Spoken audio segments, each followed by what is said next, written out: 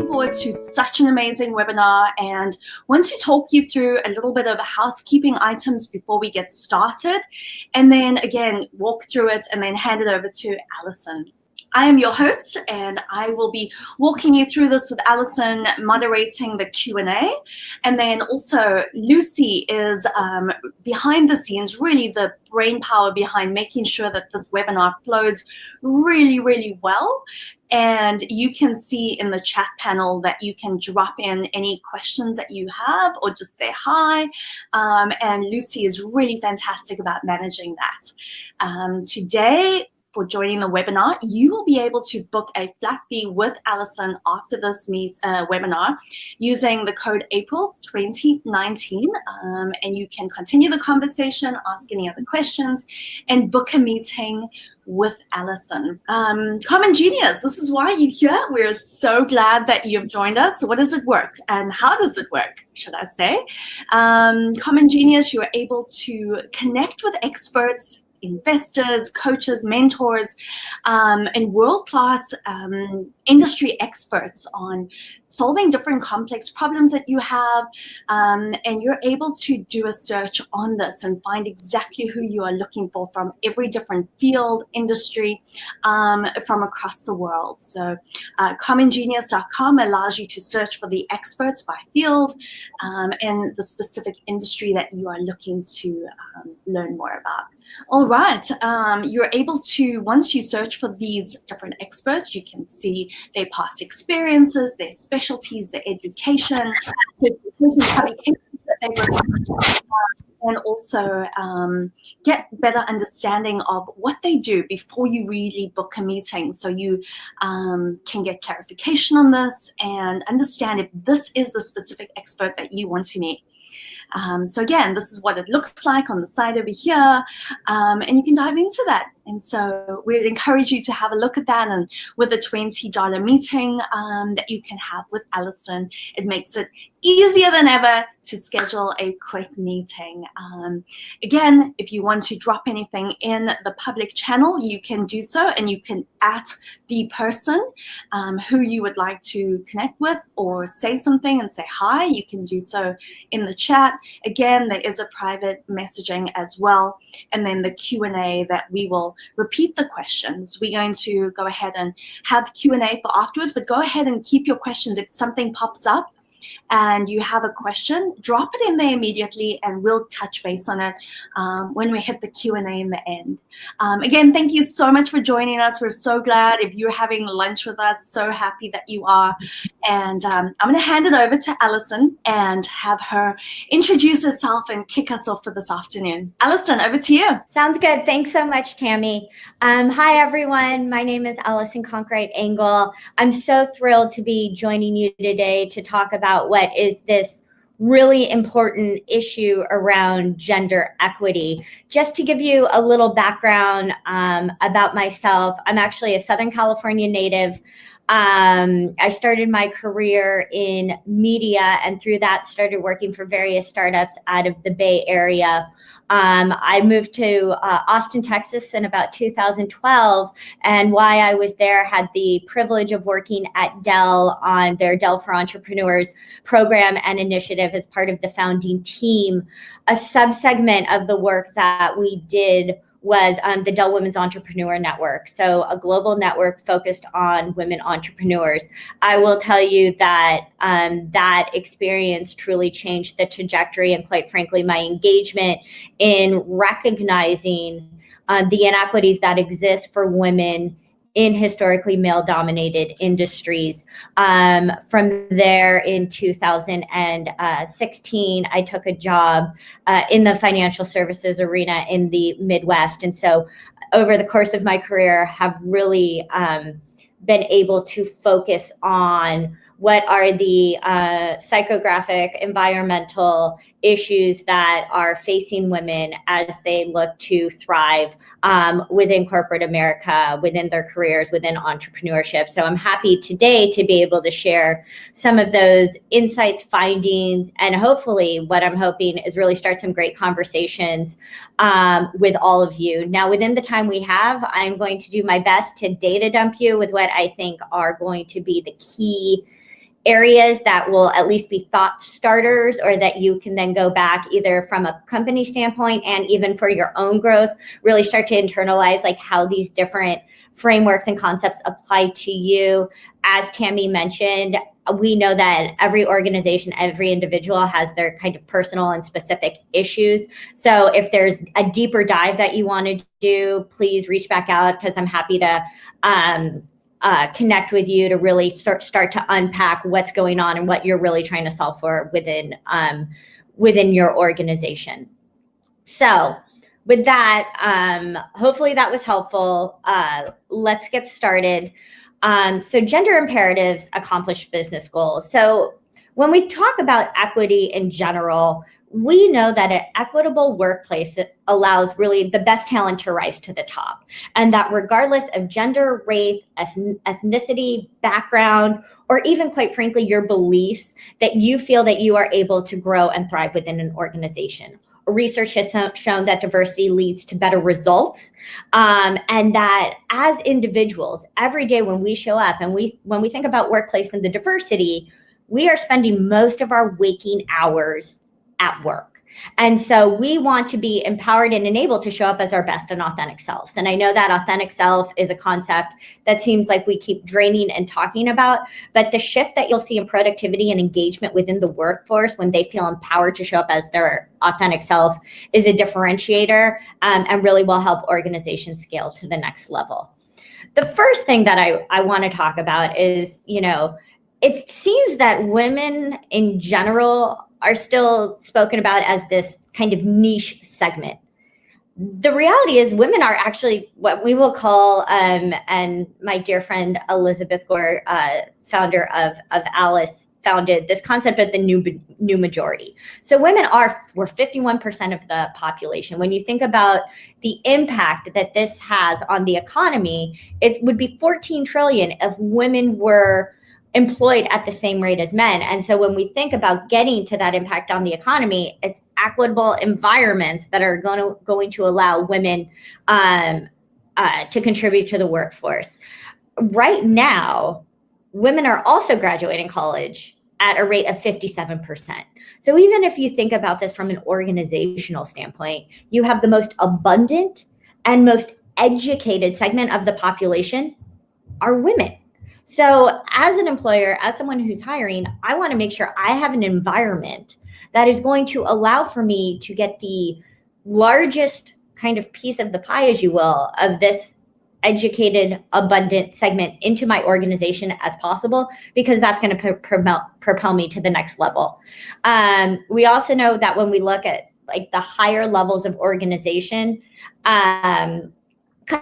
companies that have parity, we're going to get into a little bit of a language lesson on the next slide, is that they will see an uptick in overall impact on company performance by 30%. And that goes back to the diversity of thought, pushing on different issues, thinking robust around different areas of where we need to be.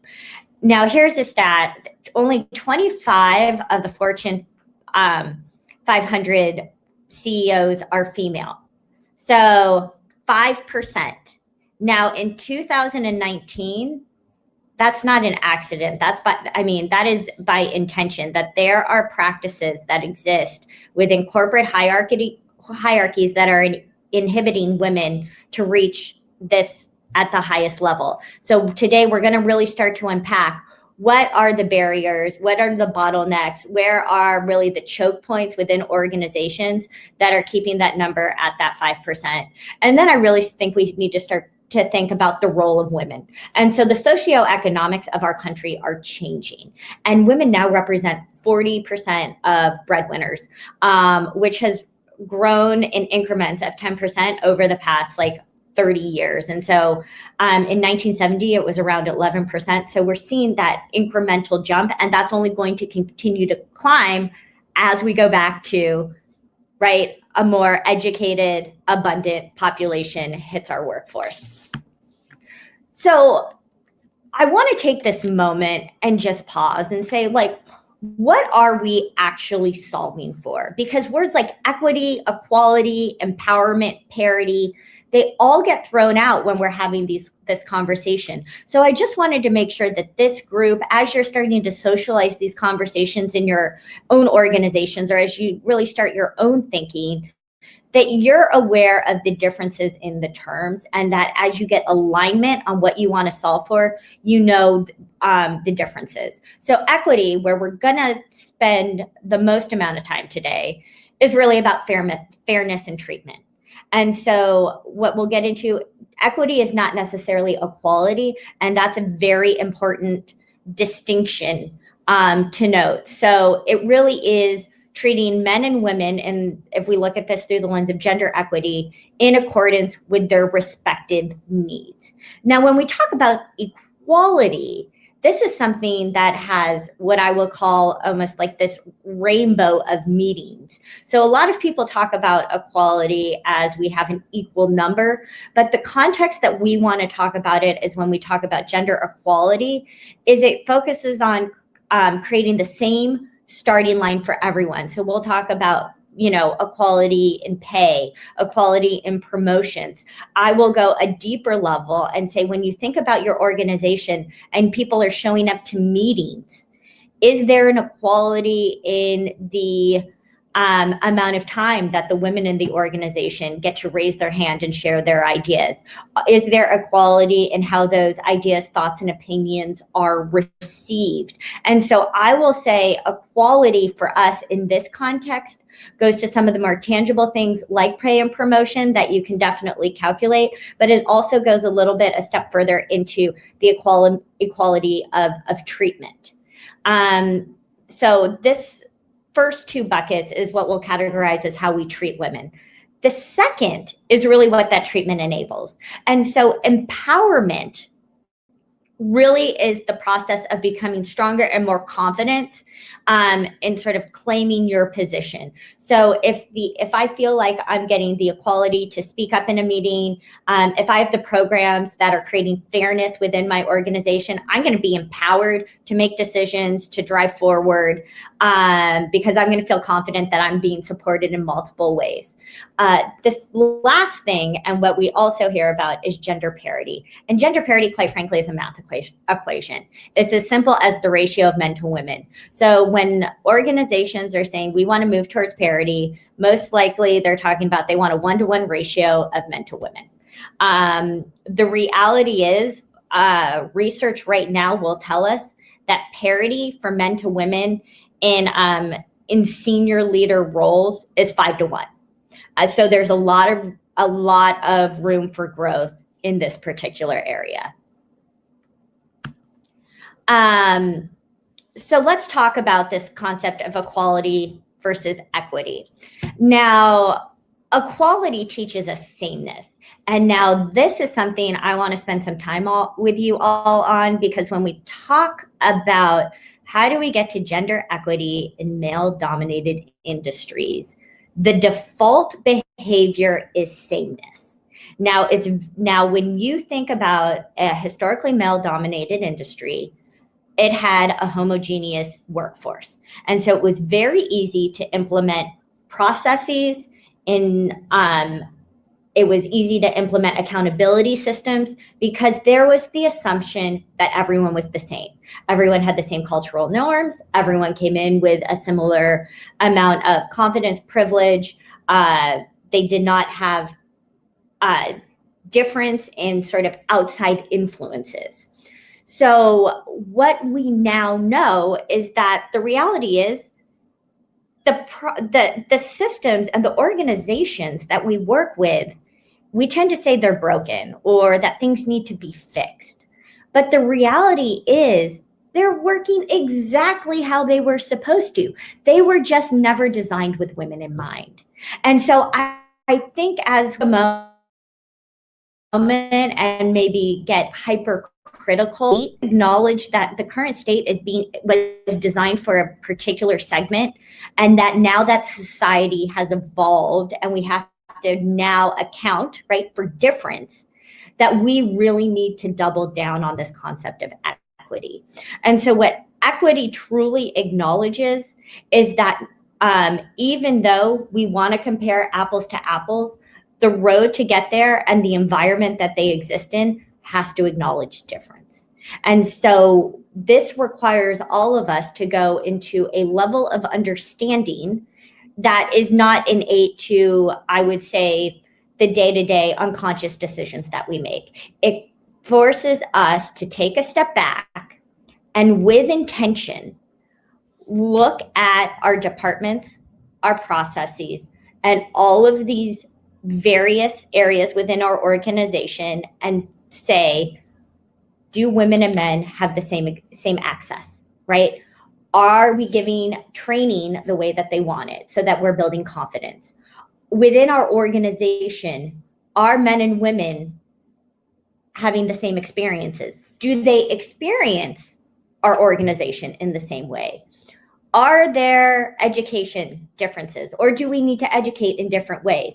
Are there socioeconomic barriers that we need to be aware of? So I would say this is not light work. It's heavy because it takes us a moment to go back and really start to question what we consider our norms. This graphic, and what I really enjoy about it, it is the easiest way, I think, to illustrate equality versus equity. So, if you look at the illustration on the left, you see the men and boys, all of different heights. Now, if we treated them all the same, right, the person in the middle would have to strain to look at the baseball game, and the person on the end wouldn't even be able to see it at all. But what equity tells us is we acknowledge there's a difference between those. And so really the programming that we need to design and the mindset that we need to take forward is, how do we build those boxes within our organization so that everyone has the same opportunity to watch the game? And so I think as you take this work back, this is a visual that I think illustrates to the organization, right? For some people, it may just be, we need to do a little extra work. For others, we know we need to close a larger gap. And so this tells us, right, things don't have to be the same, but it does need to acknowledge that the treatment needs to get us to a point where everything is fair. And that's in terms of rights, benefits, right, our obligations to our employees, and also to the opportunities that are in front of them. Now, this is where we say, okay, there's work to do. So the World Economic Forum projects that it'll be 170 years to reach gender parity.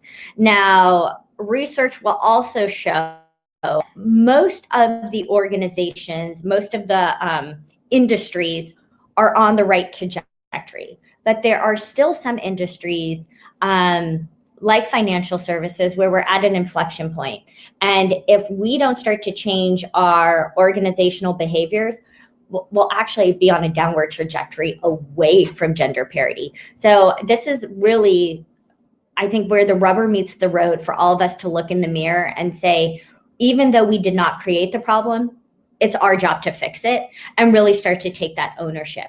And so as we look at the way that we bring men and women into our system, what the research will tell us is that men and women are actually brought in at similar amounts into organizations. And so from a starting point, everything would appear that it's both fair, equitable, and quite frankly, equal, and we have parity. So right, as we go across that continuum, we've checked the boxes at the beginning for the most part, with obviously, minor discrepancies potentially in pay equity. But as you go through the layers of the organization, the McKinsey Women in the Workplace report that came out in 2017 tells us that only 21%, right? And so that, as we were saying before, right, that parity of 5-to-1, 21% of women will reach that SVP level. And so what we need to do, and what we'll get into, and I'm pretty sure why you all tuned in, is what is the architecture, what is the thinking that we need to unpack in order to make sure that we're not having those choke points within our organization that are prohibiting the growth of women as we all look to get to parity at the highest levels. I had the recent privilege of attending Catalyst, the Catalyst conference. Catalyst is a world-renowned research organization that focuses specifically on women's equality and equity, and does a lot of deep research around it. One of the speakers, a gentleman who is the CIO, Michael McNamara from Target, got up on stage and said, as he looked to create parity and equality, right, within his organization, he got pushback by senior managers. So here you have a senior level man with positional authority to make decisions. And what happens? People raise their hand and he was finding the men were going, what about me? How come you're changing and doing all of these things about women? Side note, the number one most Google search on International Women's Day is when is International Men's Day. So just to kind of start to frame up, as soon as you start doing something that is specific to women, you, regardless of how well-intended the guys are, you start to raise questions and say, why are we doing things that are helping women?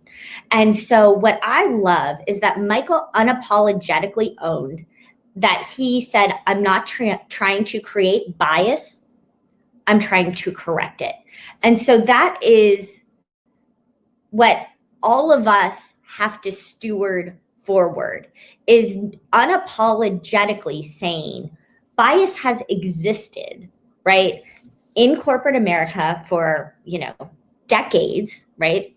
We can go back way into suffrage and, the inequities that have existed for women throughout time.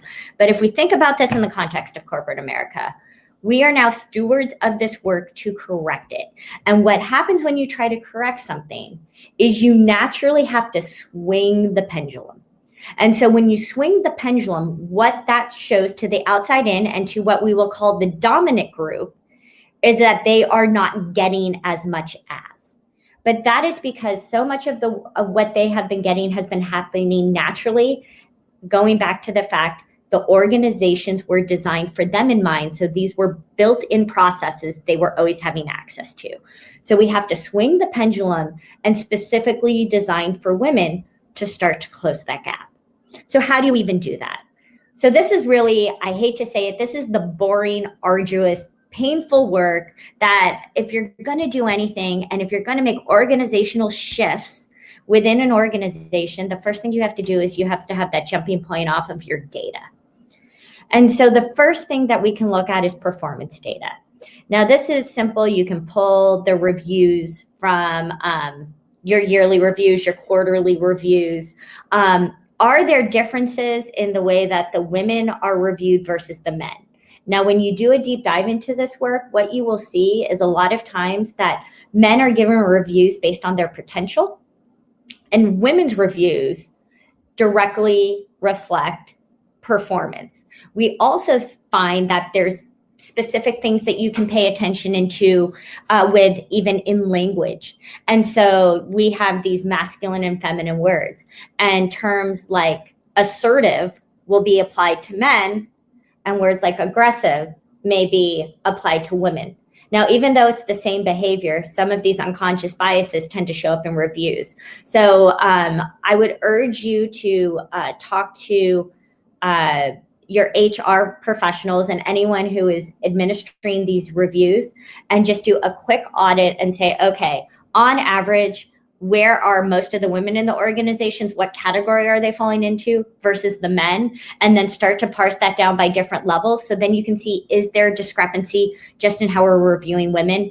And then the next bullet would be, what are some of the words? What's some of the feedback? Because then you can say, well, what do we need to course correct for? The other thing that you can look at in performance data is if you're a sales-driven organization, are the men performing at a higher rate than the women? I mean, that's really clean-cut numbers. And what that would tell us is 9 times out of 10, if there's a differentiator, things like mentoring, training, access to leaders who are going to lead them in the way they want to be led, accountability systems, all of those are areas that would put up for me a red flag of we need to look and get additional feedback on these core areas. The second place that I would look is your talent pipeline. I had the luxury of doing some really great work with Mercer, who's this HR consulting firm. One term that I want to share with you all, and it's an interesting way to frame it, and I know on a women's call I'm going to use a baseball term, but it does work in this arena. In baseball, the position most likely to be promoted to the manager of a baseball team is the catcher. And so what we want to look at in our organization is what are those catcher positions? And so what are the roles within our organization that are most likely to be promoted up through the ranks? And then what you want to do is a simple diagnostic of saying, do we have women in those roles? And so are we teeing up the promotion structure so that we have the best opportunity for women to rise to the top? And so that's an identifier that you're going to want to see. You're also going to want to look at a talent flow and say, where are your bottlenecks? So we know that if we're starting at 50-50, and so let's make an assumption for the sake of this phone call, where do we start to end up in the funnel? Because if women are falling out, we want to know, are they exiting the organization, or is there a sticky floor, so to speak, and they're just not being able to move to that next level of the organization? So that's how you would unpack that area.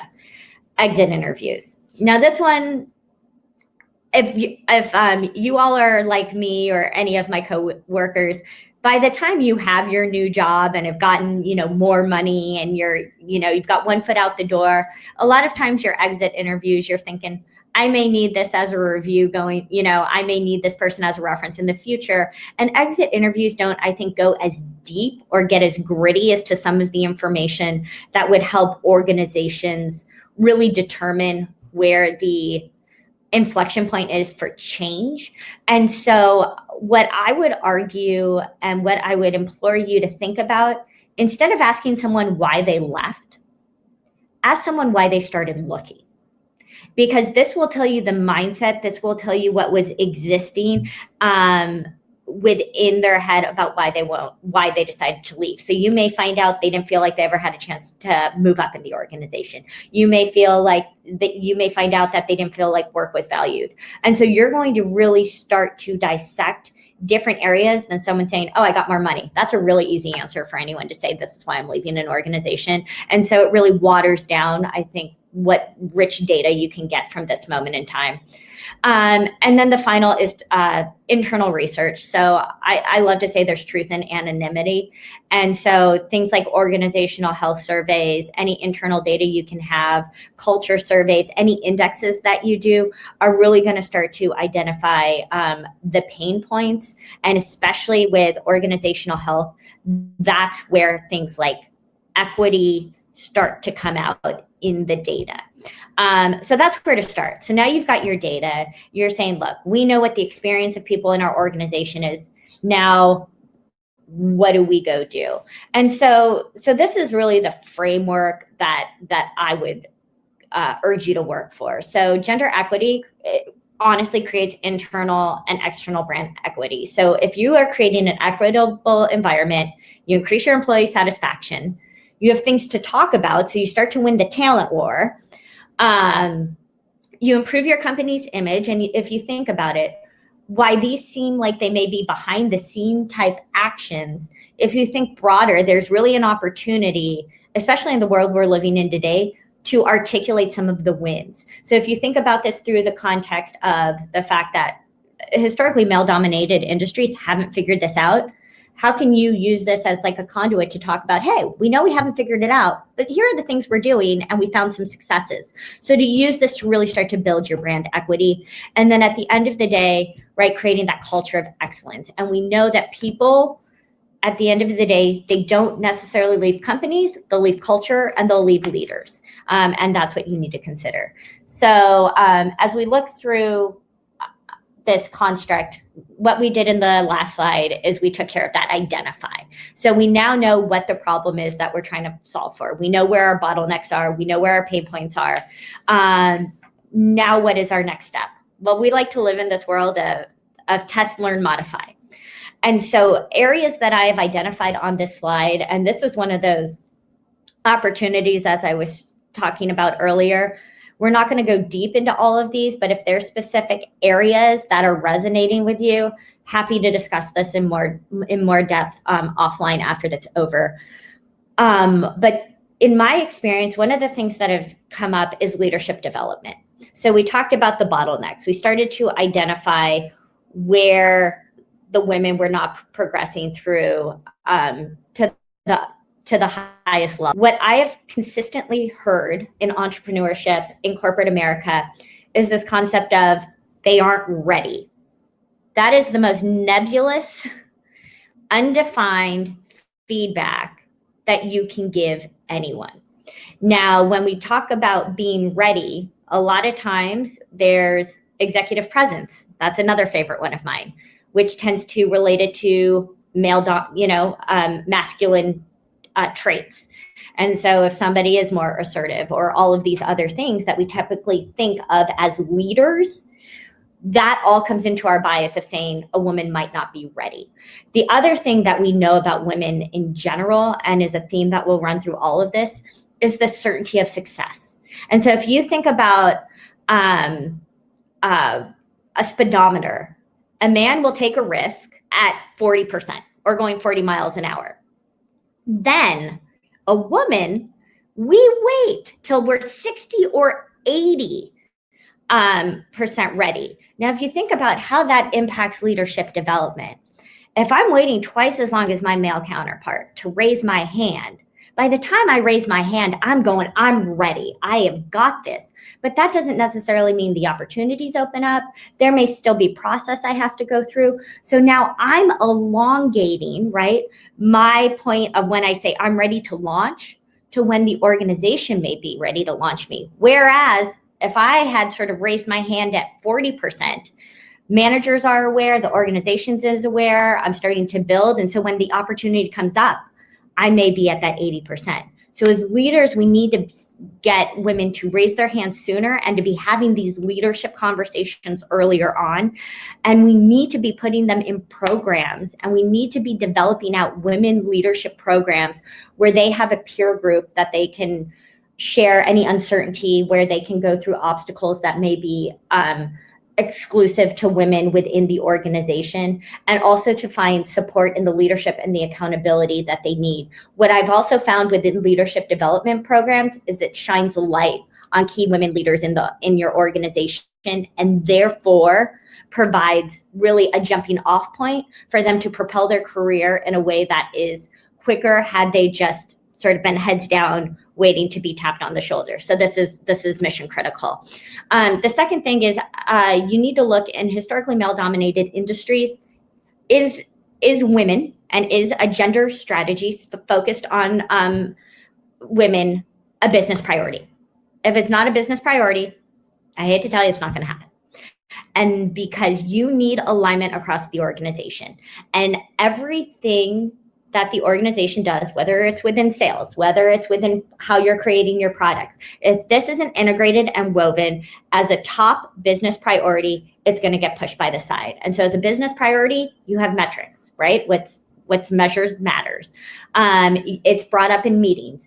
There's accountability all the way from the top, and it's integrated into the work streams as you look up. So this is going to be key. When you look at your recruiting strategies, right, are you intentionally targeting women? So often in historically male-dominated industries, two things happen. We have a referral culture. So if you have all men in your organization and they refer people, they're going to refer people just like them. We all do it. We are naturally drawn to people like ourselves. It's fine. It's not a judgment thing, but it's something you need to be aware of. And so do your recruiting strategies, go to specifically female dominated. And if you're in the tech industry, are you showing up to Grace Hopper? career? Like, is this a place where you want to be? Are you looking at, women, female lawyers or whatever the organization is who fit that profile of who you want to go after? The other thing you have to be really careful about in your recruiting strategy is this concept of culture fit. Culture fit is code word for someone just like me. Now reframe that and say, what does this person add to my culture? All of a sudden, you now open up the lens in which you're looking at the world. And so then the negatives of why they may have not been a culture fit now get reframed as something positive that we can look at adding to our culture, expanding our footprint, expanding our bandwidth. You need to unpack what are your promotion processes. I mean, quite frankly, if you only have a couple women ready to be promoted, right, all of a sudden we're double quoting on top of things, right? This is that compounding impact. If you only have like 1 or 2 women ready, statistically, you're never going to change the ratio because they won't get promoted. Their chances will be cannibalized by just the sheer number of male candidates. So looking at your promotion processes, what are you putting in place to ensure that enough women have a seat at the table, an opportunity for those promotion processes, and how are you filling that pipeline to make sure it's not degenerating? Access to mentorship. These are all things as an organization you can architect. We'd love for it to be natural, but the discussion today is equity is fairness. Is it fair that typically in historically male-dominated industries, the males mentor the other males because they find commonality? Yes, no. It is what it is. And so we need to manufacture and architect these key moments that are growth opportunities for women. Do they have sponsors? Is there a call to action for your senior leaderships and for your people managers to ask the intentional question, right? All of these strategies, you hear me starting to use the same words over and over again. Is there intentionality? Are you sponsoring a woman in your organization? Who are you sponsoring that is, a diverse candidate?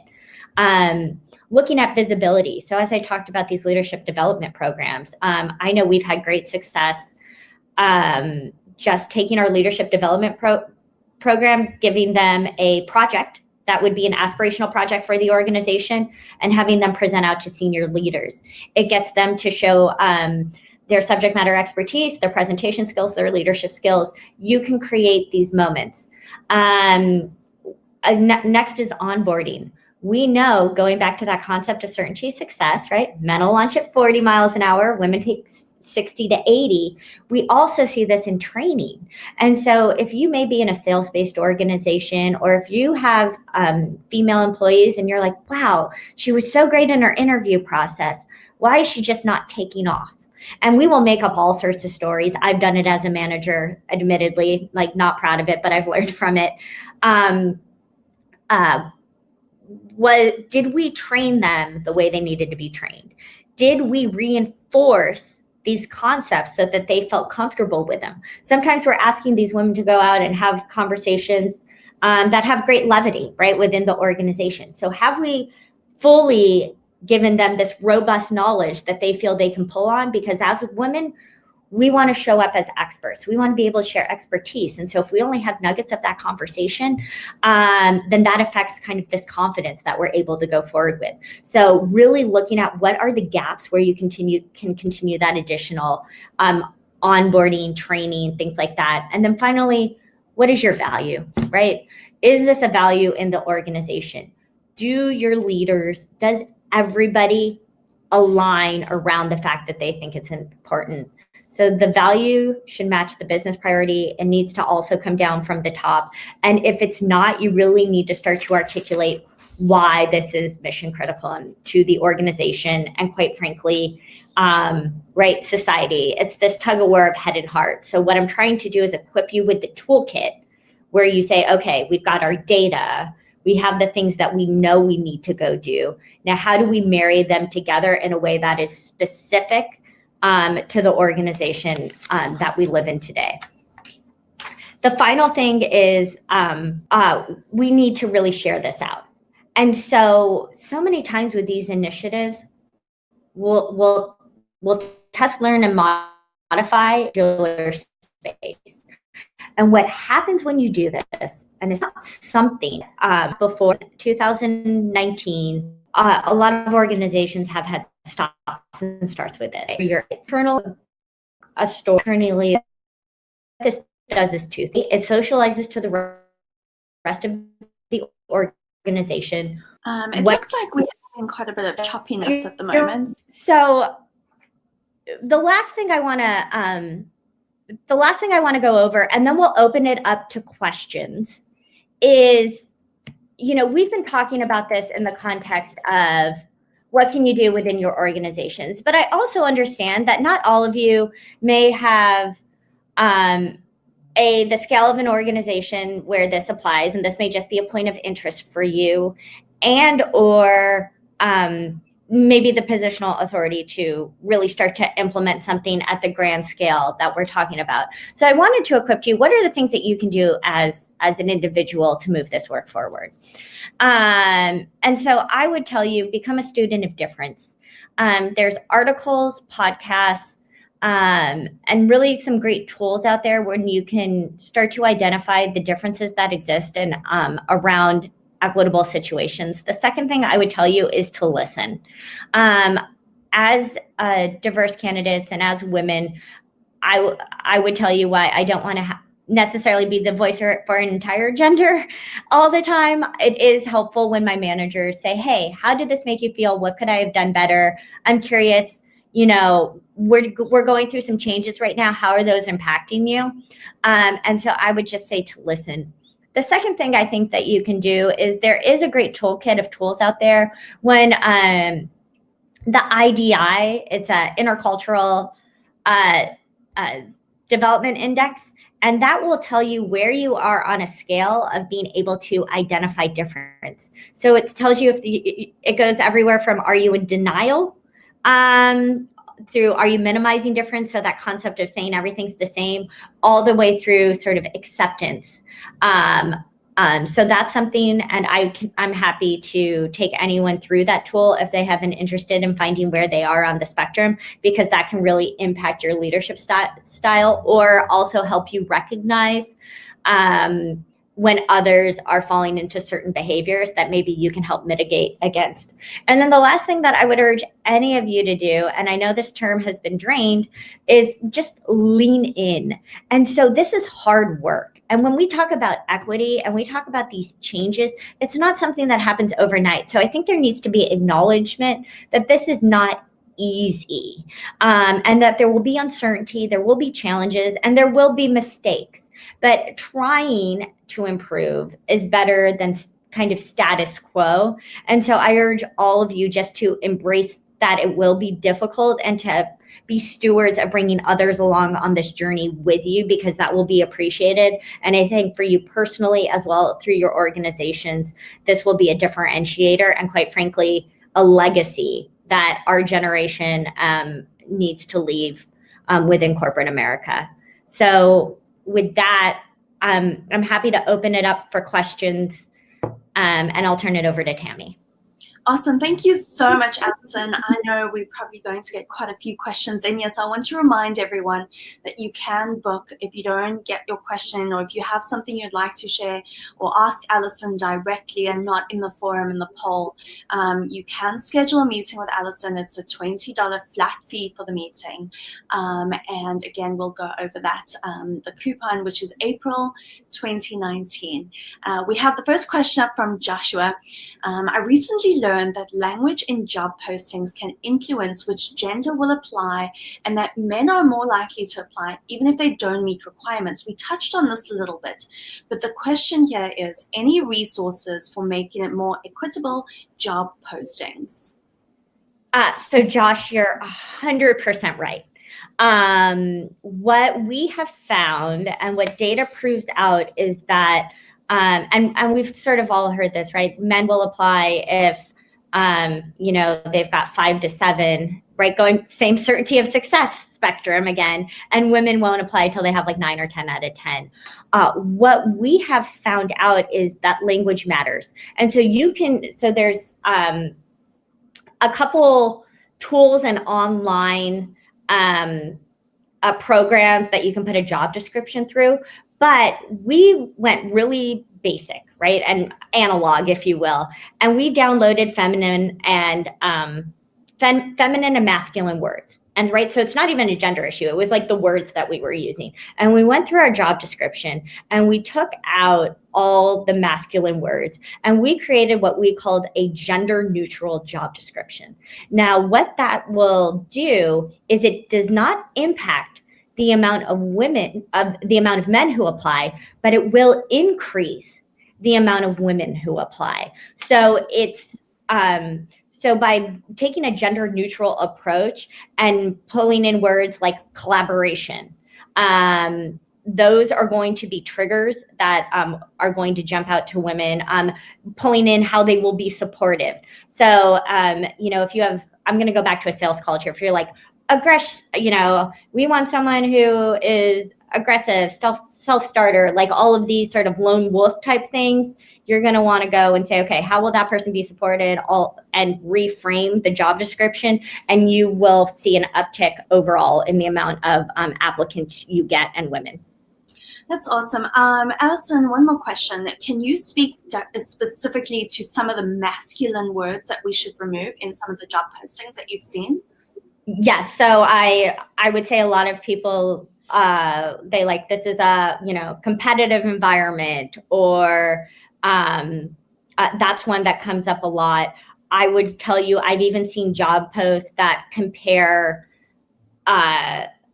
like the success that you can get to the conviction of like winning, running a 10K or winning like a football game or something, where you're like, okay, well, that's kind of even alienating if I'm not an athlete. And so just really looking forward to it. And, I'm happy to share out a link of a couple of tools and resources that would be available for you to put a lens on this with. Awesome. Thanks, Allison. We have a question from Britt, and this is quite an involved question, but we'd like to give you a backstory first. It says, a company I consult for is interested in offering coaches for women in the company that they'd like to invest in that way in career growth. How do you do this without causing issues with the men? And also, I'm wondering if it might even cause the women in the company who weren't given the coaching to be slighted. And how would a program like this be more equitable? Sure. So the men will feel slighted. It happens every single time. And the best way that we have found to sort of mitigate this goes back to building the case. And so it's being able to go and have a conversation and say, look, we haven't moved the needle in this area for X amount of years, and we're still seeing a discrepancy. So we know as an organization, right? So this is where the data becomes your friend.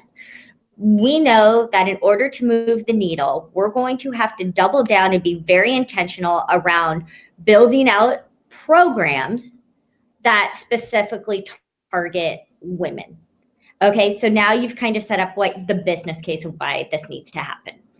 Then I think you have to be really clear around who this program is meant for. Because I deal with this all the time, and Britt, it's a fair question, right? If you're only giving some women access to these programs, then what happens to the others? So what you need to be clear about is the criteria. Who gets into the program, why, and what are you trying to accomplish with it? Next is, okay, if you're not there, right, within that criteria, what is the next layer below it? Because what we find, and what is the knee jerk, is we tend to target the programs of the women who we think are going to be the next to launch, right? Because we want to speed up that part of the pipeline the quickest. But what we need to be thoughtful, and I think this is where the strategy work comes in, is we need to look at not only the experience of those who are just to be promoted, but those that are farther down in the pipeline, and make sure that we strategically have a build so that we can socialize how the women in, let's say, this B group becomes part of that A group. And so what you're talking about is there's kind of this communication strategy internally that needs to launch before you even roll your first program out, because that's where you get your alignment. Awesome. I hope that was helpful. Thank you. This next question we have from Morgan is about culture fit. And Morgan works in a very unique industry, entertainment engineering, where we don't necessarily work standard work hours and roles based on job titles. How would you recommend reframing culture fit to recruitment to avoid furthering the boys club, yet still make sure we are hiring people who would fit that type of unconventional engineering role? This is okay. This is a good question. So the first thing that I would do is I would look at what we think are the requirements for the role. I would write down the qualities and characteristics that are a fit for that person. I would then put a lens over it and I would put a gender lens on it. And I say, which of these qualities do we think lend itself to men? And which would we say are more gender neutral qualities? And then I would really be thoughtful and think through the women who are currently in the roles, and this goes back to data collection and that last bucket of just like listening and being a student of this work. What were the attractive pieces of the roles to them? And so it's sort of this go backwards to go forward. You need to really understand why the women who are current state are joining, and then making sure that's reflected in the job description. And then you also need to make sure that the bias that exists within that is neutralized. So there's I would say some editing work that fits, and then it comes from leadership down. So then whoever is the executive role needs to really truly understand what that culture fit means versus what do we want to add to a culture. So what would we want to do better? What are the skill set that we think would be a benefit to the job that maybe aren't listed right now? And what we find is that some of those soft skills that improve the productivity of an organization, right? We know women on board increases by 30%. Those are the skills you want to make sure are woven throughout the job as well. And then it's that intentionality. Who are you going after? Where are you? I mean, if it's engineering, are you at women in engineering conferences? It's that intentionality about getting people into the organization. Sure. Awesome. Thank you. I think we have time for one more question. It comes from Brett. Which books do you recommend we read for making organizational changes around diversity and inclusion? Ooh, that is a good question. There's, one of the things we've been reading right now is this concept of team of teams, and basically to break down the silos and to allow everyone to have more of a voice at the table.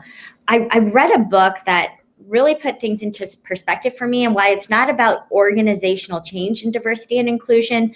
I think it was a real eye-opener for gender equity, and it's called The Loudest Duck. And one of my favorite examples was that in American culture, we celebrate people who speak up. And so, so someone who's loud, who's bombastic, who's always talking in meetings, these are qualities that we go, oh, that person's engaged, they're in it. Now, the Asian culture, they have a saying, and it's called the loudest duck gets shot, right? Because if you're talking all the time, then you're the first one to get shot, and if you're hunting. And so they tend to be more reserved and not speak up as much. And so it's really at the core of this, it's understanding individuals, and it's being able to develop a muscle where you can pivot and start to understand why someone may be operating the way that they are. And so it's through a series of courageous conversations, of knowledge and awareness, as well as just doing the homework. And so those are two that I'm reading right now. I will tell you, if you go to Amazon, and I do this all the time, there is a slew of books out there that you can read. No one's cracked the code, which is unfortunate. And so this is why we continue to have these conversations. But if any of you figure it out, please write a book and I will totally read it. But those would be my advice right now. Thank you, Allison. Thank you so much for having this conversation. As you said, it's so important that we do. And we are so glad that even, the conversations that we do have are impactful and moving us further along down the road to make those big changes. And we hope that it inspires the folks that were on this webinar to make those changes and to continue sharing this message. We're so glad you joined. A few things again. If you didn't get your question in today with Allison, you can book a meeting at CommonGenius with Allison using the code April 2019. Again, thank you so much for joining us, Allison. It was such a pleasure to have you on today. And thank you all for joining. Thanks for the questions. Thanks for inspiring your feedback. And I hope that this is something that you can take into the organizations that you are with, even if it is your nonprofit, some of the teams that you work on, and that you can really inspire change. Allison, thank you so much. It is such a pleasure. And we hope you all have an incredible day. We will be sharing this webinar. It has been recorded. So if you didn't catch it all, we will be sharing it with you. Thank you so much and have an amazing day.